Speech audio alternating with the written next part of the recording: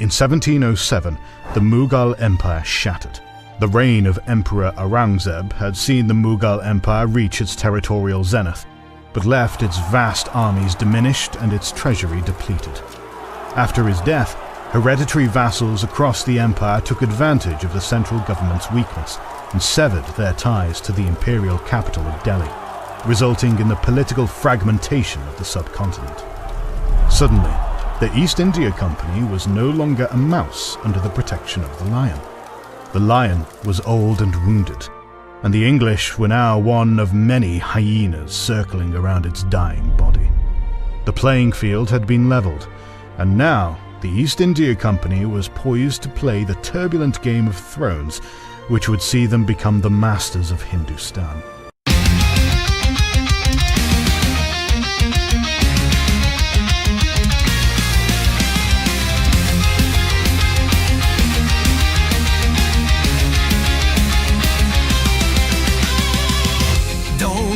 De la nuit, je me lève, le rochdissement, mon cœur et mon âme. Un cri contre la censure, une force vive vers la vérité. Je m'engage avec foi.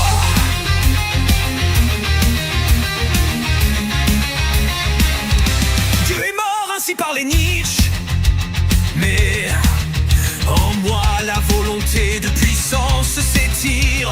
Au-delà du bien et du mal, je m'aventure. Mon surhomme intérieur, je l'exulte. De l'ombre à la lumière, je m'élance. L'éveil du héros, c'est ma romance. Chacune de ces voies, je les explore pour trouver mon chemin. Je m'aventure.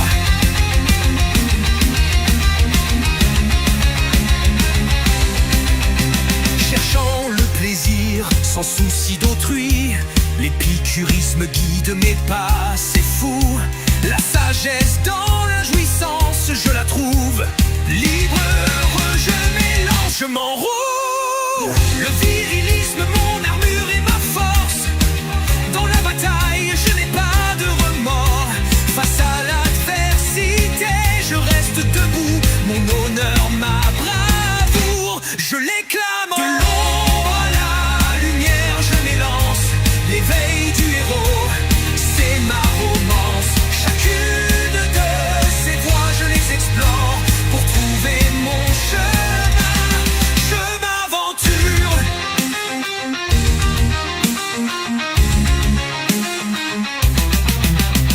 Mais au fond de moi, un autre appel résonne. Le christianisme, la lumière qui m'enflamme. L'amour du Christ, le guide dans la quête.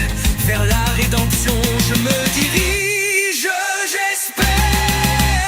De l'ombre à la lumière, je m'élance. L'éveil du héros, c'est ma romance. Chacune de ces voies, je les explore pour trouver mon chemin. Je m'aventure. L'ombre à la lumière, l'éveil du héros. L'épicurisme, le virilisme, le christianisme, l'accélérationnisme. Une fractale avec un Rushdie.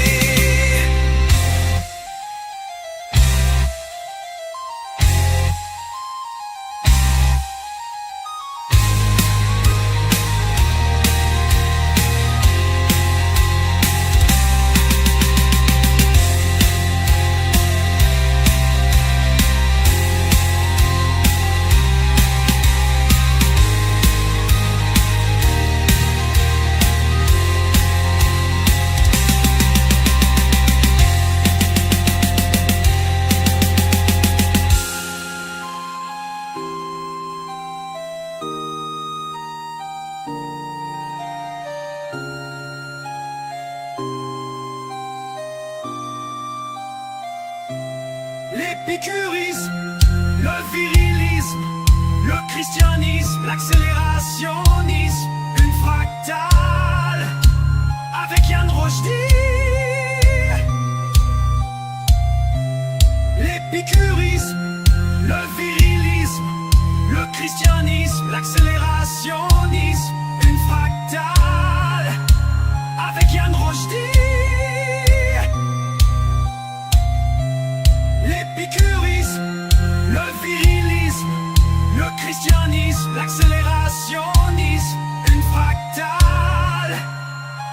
Péliane Rochdy.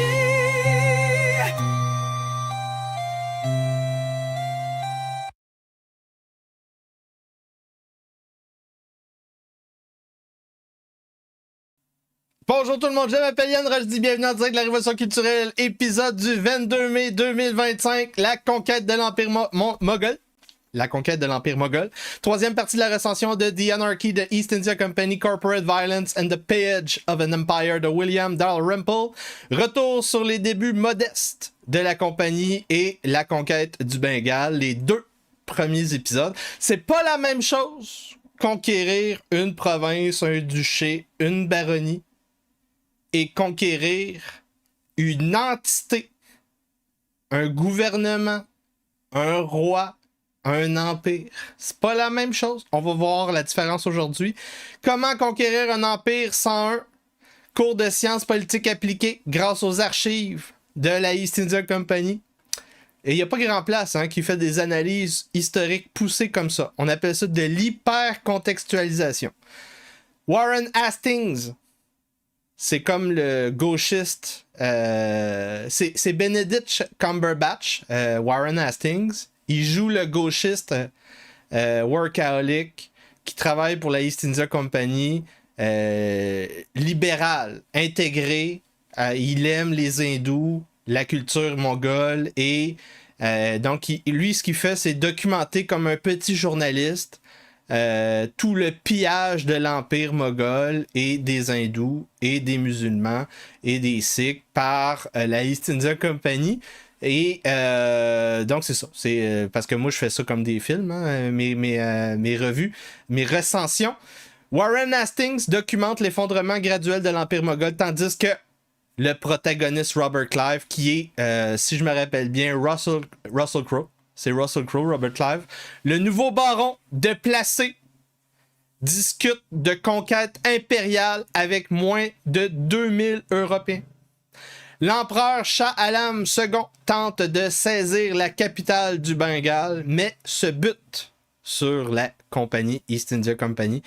La East India Company qui produit donc, à la suite de ça, son deuxième coup d'État avec l'aide des banquiers, Jacques VII. Le nouveau Nawab, mis en place par le deuxième coup de la East India Company, part en guerre contre William Ellis. William Ellis, ça c'est le dude dans Avatar de James Cameron. Le dude qui finit avec une cicatrice dans le visage. Là. Le méchant, genre sergent, le chef de la sécurité. C'est lui. Ça, c'est William Ellis. Qui convainc le conseil de Calcutta d'entreprendre une conquête impériale. Et tous les... donc, le nouveau Nawab part en guerre contre William Ellis. Le conseil de Calcutta. Et tous les Anglais sur son territoire.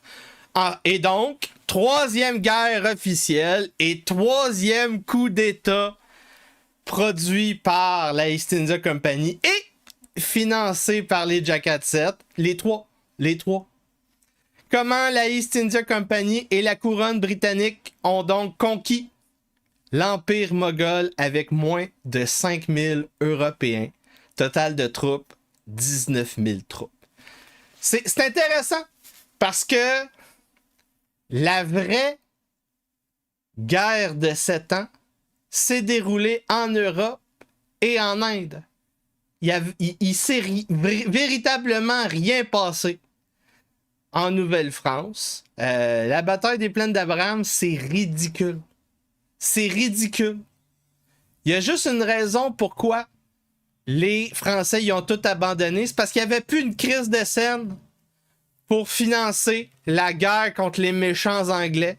Une guerre contre les méchants Anglais qui ont fait pendant 100 ans. Et qui était religieuse, politique. Ensuite de ça, des nobles qui se trucidaient. C'est juste ça. C'est juste ça qui est arrivé. Les Français ont fait faillite. Et ils ont fait faillite à cause de ce qui s'est passé en Inde.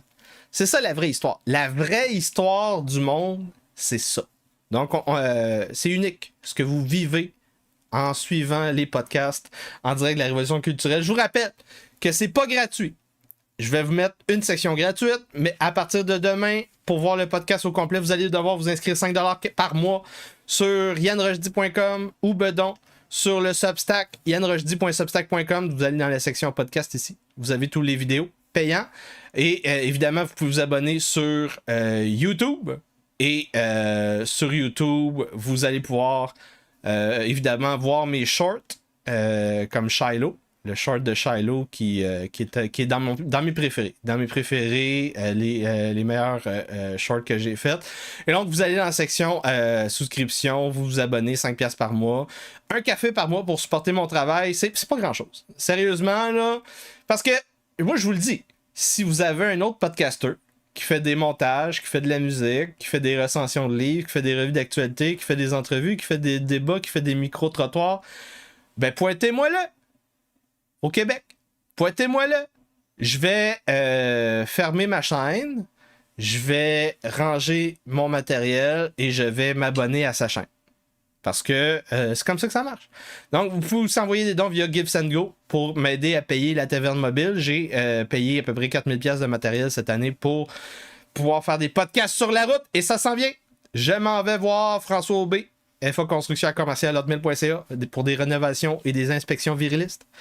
Je m'en vais le voir pour faire les états généraux du rochdisme. Donc, on va parler de son voyage au Vatican, son voyage à Los Angeles, son futur voyage en Ukraine.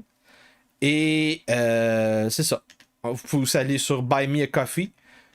Vous voyez le code QR ici. Vous pouvez envoyer des bitcoins, de l'Ethereum, des dons Interact. Tous les liens sont dans la description du vidéo dans le bas de l'écran. Sans vous, je peux pas continuer ce travail-là. C'est tout simplement ça. Et on est toujours dans la période creuse, donc il n'y a pas de petits dons. Et c'est comme ça que vous savez que je ne suis pas acheté par la Société des sorcières. Troisième partie, donc, la recension.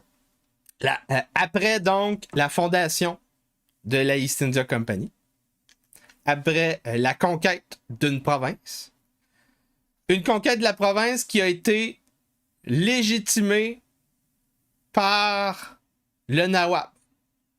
Il a accepté que la East India Company ait des propriétés, des factories et des villes. Donc, c'était des sous-Nawabs.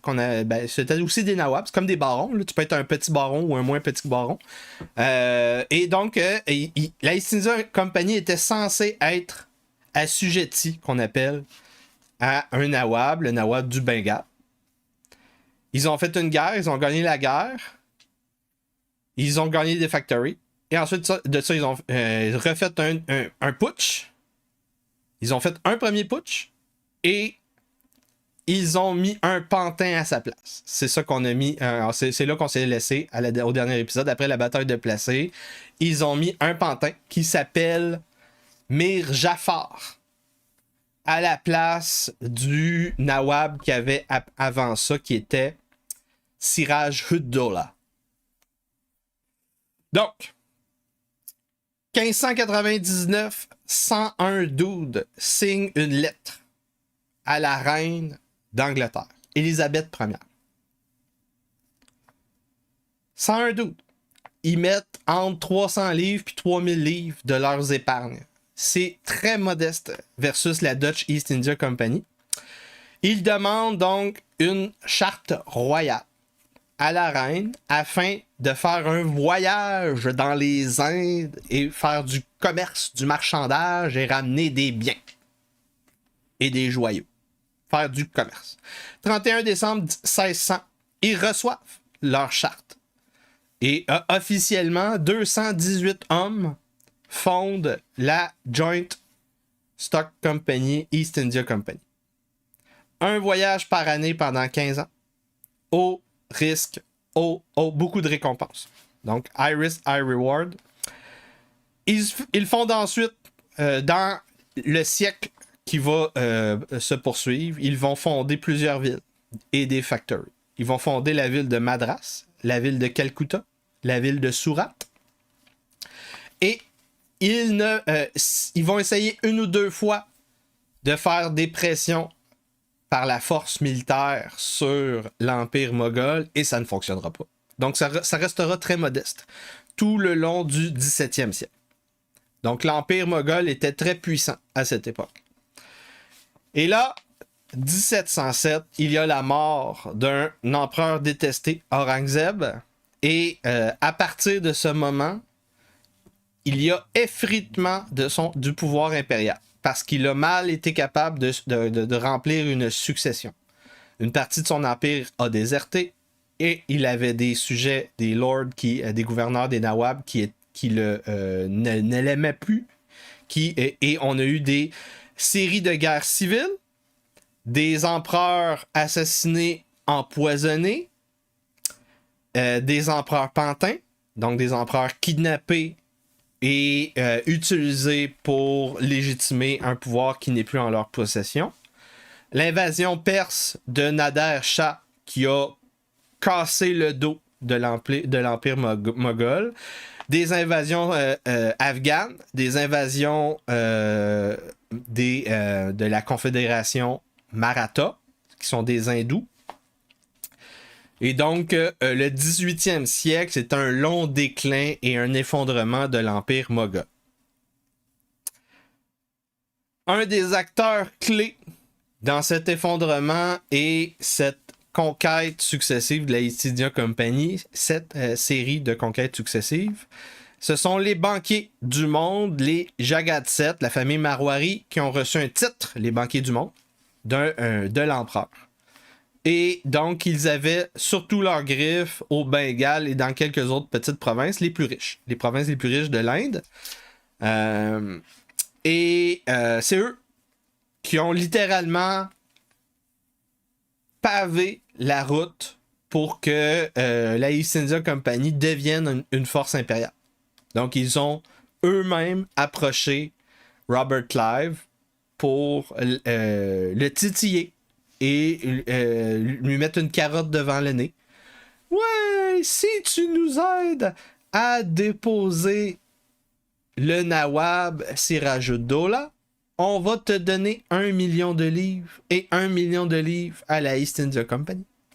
L'équivalent de plusieurs centaines de millions en 2025 de livres. Plusieurs centaines de millions de livres en 2025. C'est ça qui a été donné.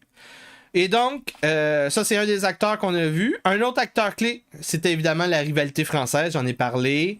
Elle monte de plus en plus à travers le 18e siècle. La guerre de 7 ans commence donc bien avant ce qui s'est passé en Amérique du Nord. Elle commence en 1752 en Inde. En 1756, la East India Company se prépare à la guerre officielle. Donc l'ouverture avec une déclaration de guerre formelle de la guerre de 7 ans. Et on avait vu qu'ils envoient un rapport d'espion pour dire que les méchants français s'en viennent. Donc, il faut se préparer. Il va partir une guerre. Robert Clive va partir une guerre contre le Nawab Sirajuddaulah et comploter donc avec les Jagat-7 pour conquérir le trône du Bengale et mettre sur le siège le gouverneur Mir Jafar, un pantin.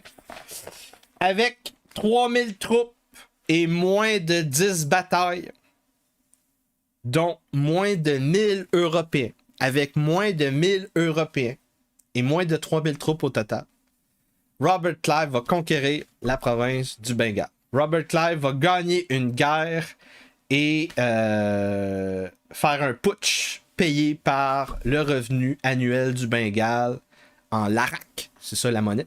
C'est des roupies, mais quand t'es rendu dans les millions de roupies, ils appellent ça des larak.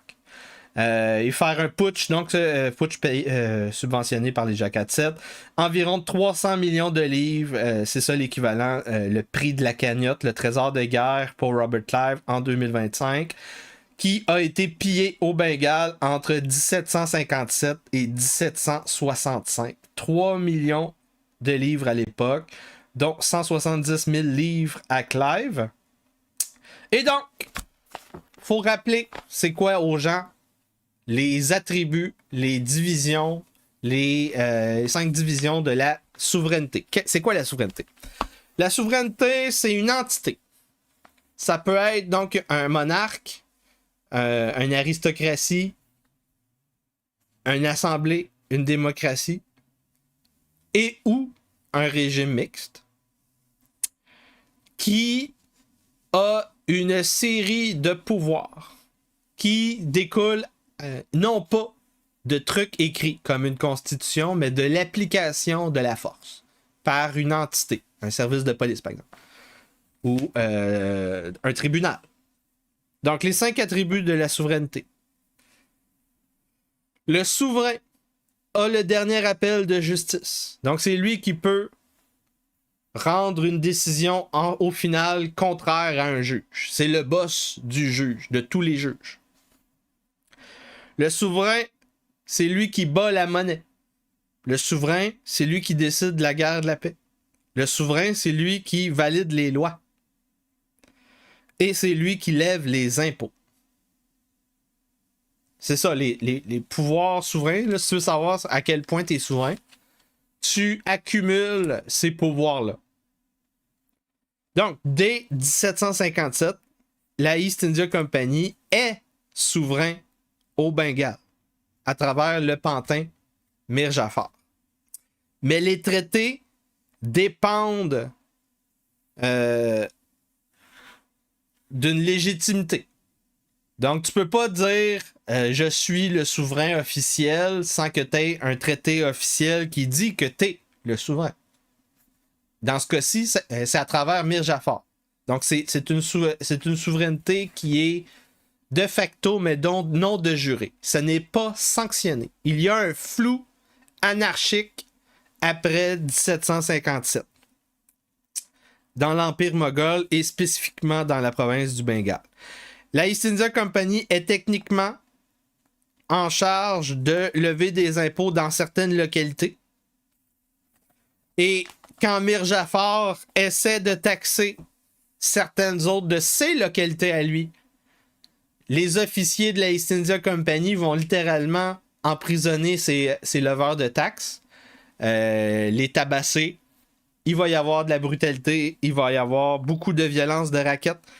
En fait, Mir Jafar n'a pas la capacité de rien faire. Ce n'est qu'un pantin. Donc, s'il n'est pas capable de lever des impôts, il n'est pas capable de payer son armée. S'il n'est pas capable de payer son armée, il n'est pas capable de maintenir la paix.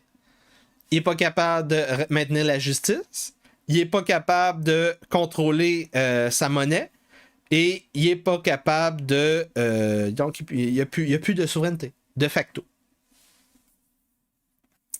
Et donc, dès 1757, on pouvait voir la spirale de guerre, de guerre civile, de chaos, d'anarchie, qui allait donc...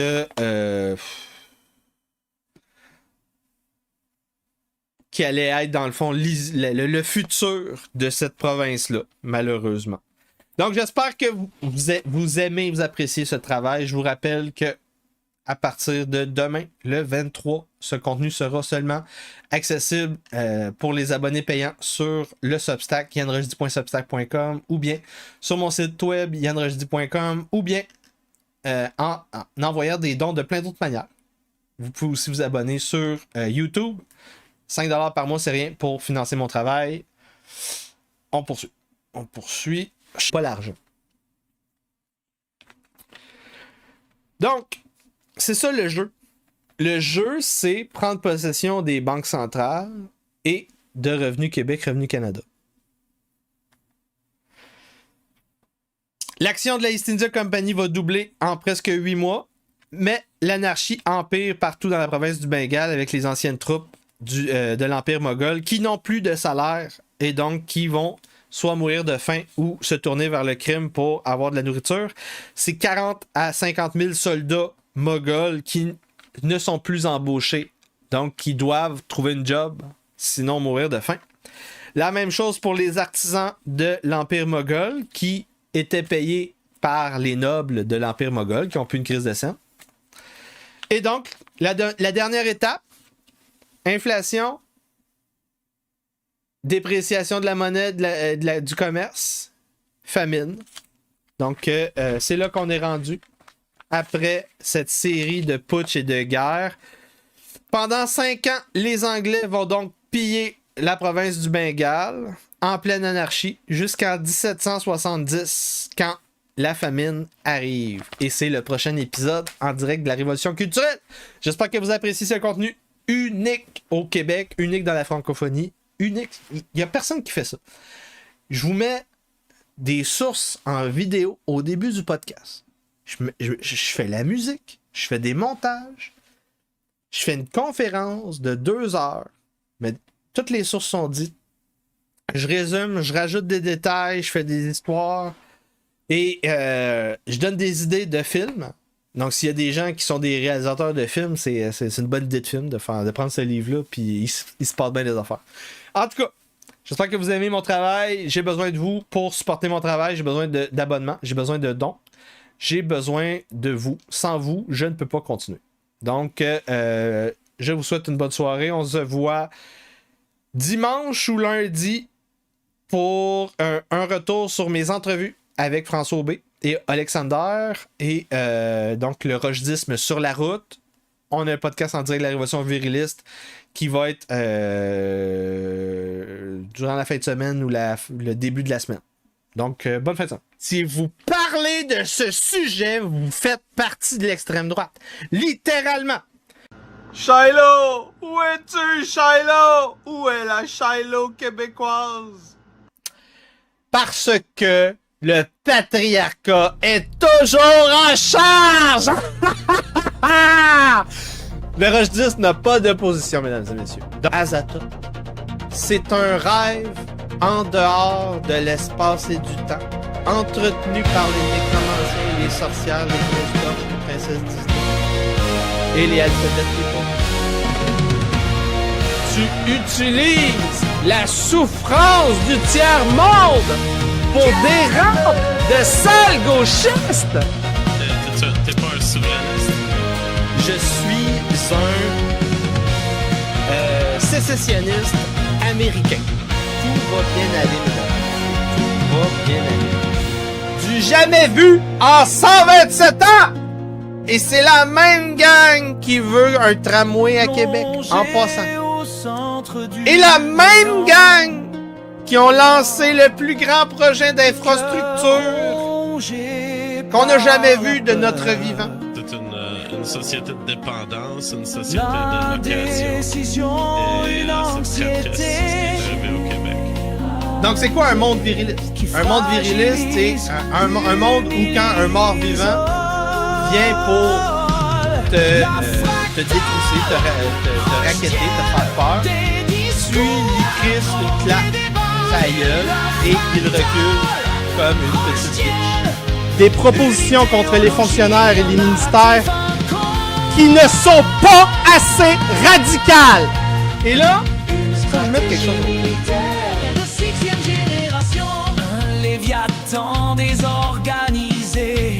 Il y a des gens qui pensent que j'exagère, que je jouerais un rôle. Vous devez comprendre quelque chose d'important. Je veux littéralement mettre des sorcières sur des bûchers.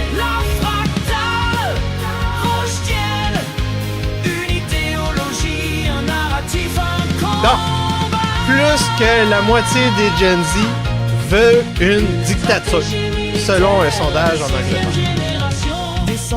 Comme le refus. Shiloh! Où es-tu, Shiloh? Où est la Shiloh québécoise?